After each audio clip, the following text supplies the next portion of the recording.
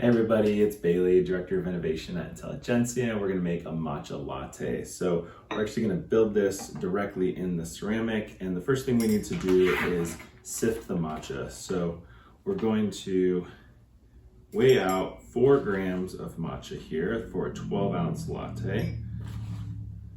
I would use about 2.5 grams for an 8-ounce latte. And then we can just quickly push this through, get out all the little clumps, balls that are agglomerated together, down in there. Then we're gonna add 1.5 to 2 ounces of hot water, about 175 Fahrenheit or 80 C, and we'll whisk it. Don't need a fancy bamboo whisk.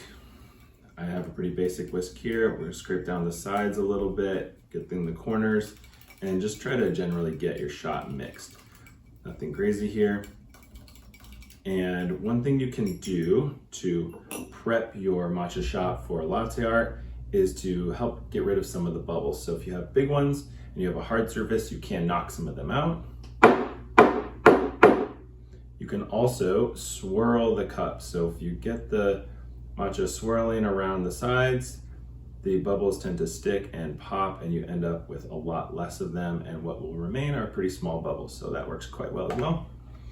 And then I highly recommend adding about 1/2 fluid ounce of simple syrup. All right, so this is ready for steamed oat milk. All right, we've got our steamed oat milk, and the matcha shot's pretty well prepared. Almost all the bubbles are gone, a couple big ones left.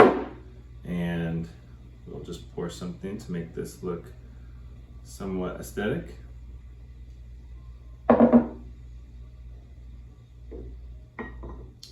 Alrighty, so I hope you make these, try them, enjoy them with friends and family. Thanks.